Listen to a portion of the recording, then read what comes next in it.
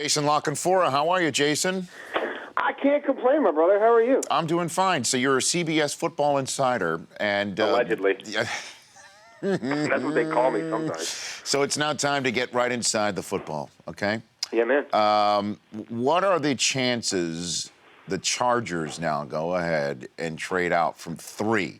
Because history shows that when 1 and 2 gets traded, 3 gets traded too. What do you think about the Chargers as they're currently sitting there right now holding the Tunsil / Bosa / Jalen Ramsey cards? Yeah, you know, it's the first thing you think of when you factor in those 2 trades and the lack of sort of sizzle skill players in this draft and the lack of necessarily blue chip players overall, and the fact that you're right, the draft starts at 3 now. Yeah, I mean, I think they would be open to trading the pick. There's 2 tackles who could make sense for them. There's a corner who could make sense for them, corner / safety, whatever you think Ramsey's going to be as he develops at the pro level.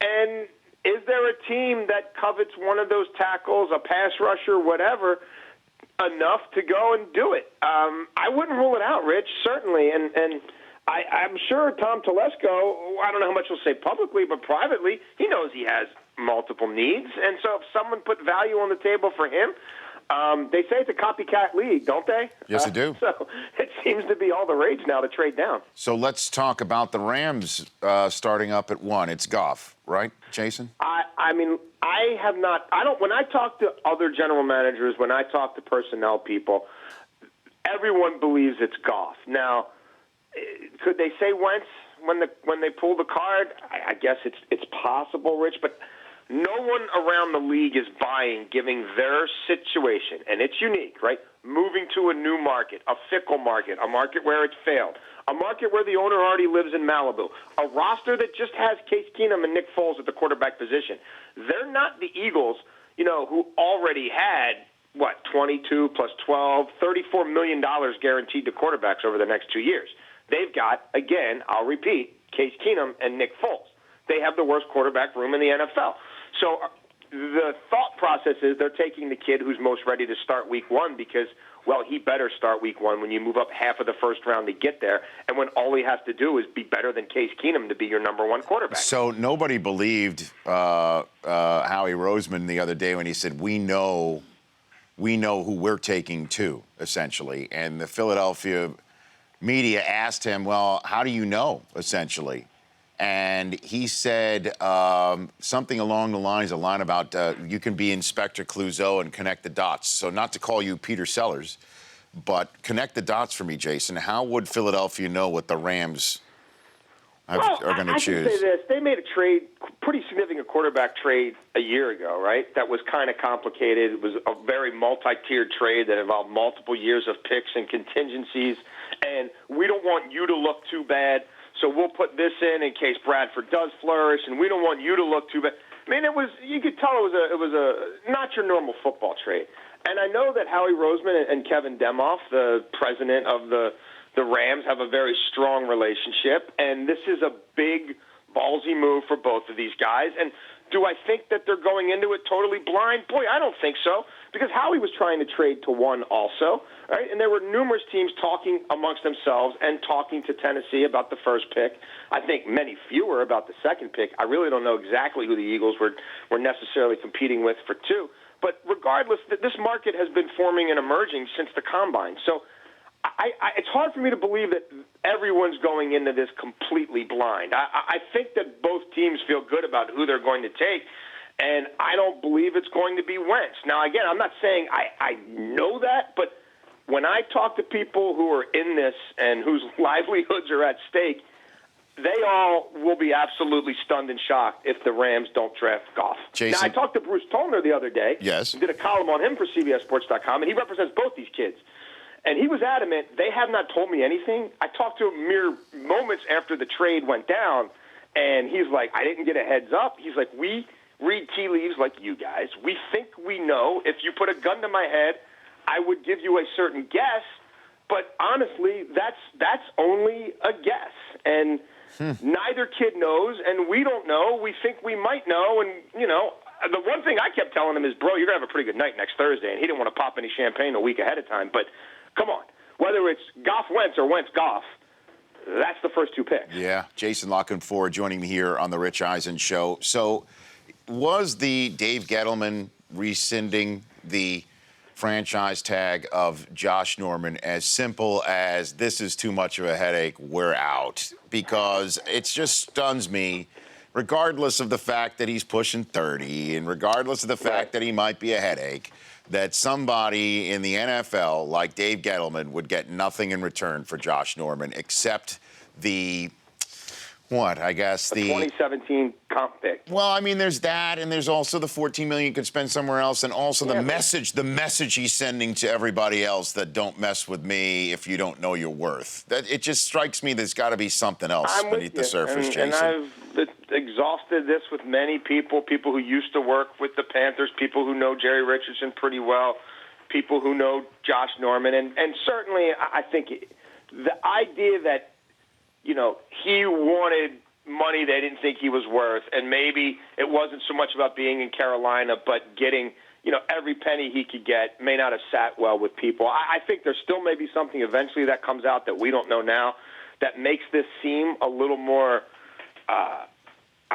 congruent. I mean, I'm with you. If we put our Cousteau hats on again, right? Yeah. Just playing amateur detective, we're missing a clue, no? Like these we're missing a puzzle piece here. Like, this just doesn't add up, no matter how you do the math, no matter how fuzzy it is, no matter how big your abacus is. I can't get this one to compute.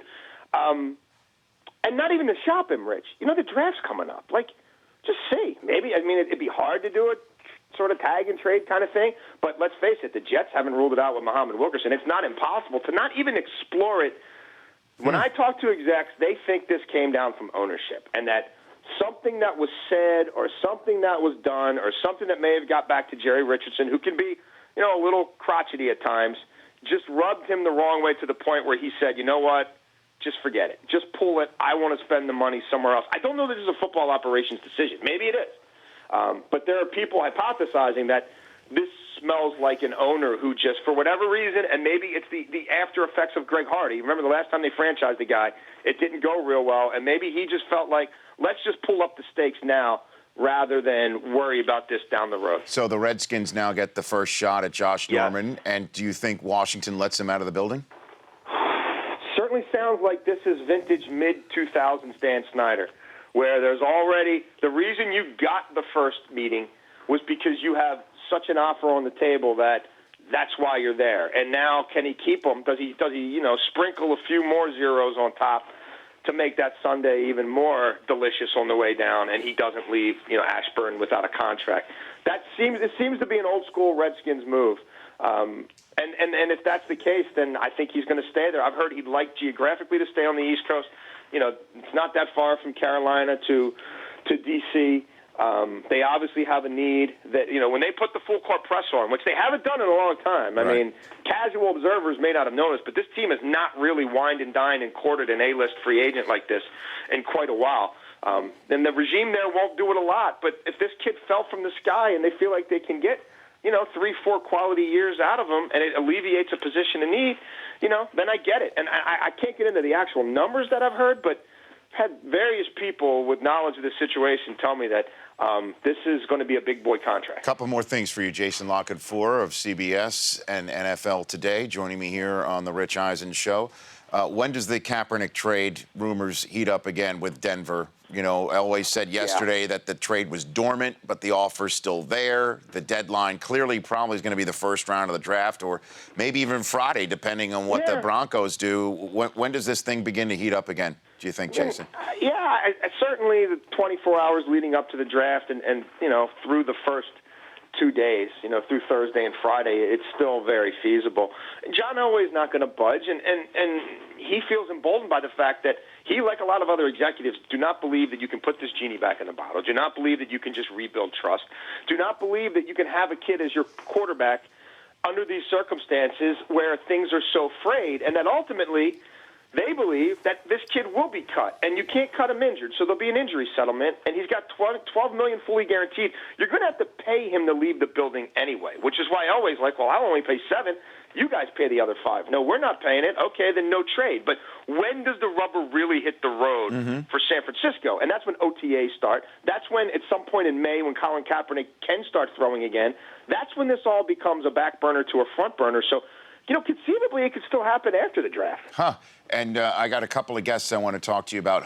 Kevin Hogan of Stanford. I got him coming up in hour 3. People are connecting the dots between Stanford and Denver because of the obvious connection there. Do you think Hogan is the apple of Elway's eye a little bit, Jason? I think it's going to – a lot will depend on what happens with the second-tier quarterbacks now.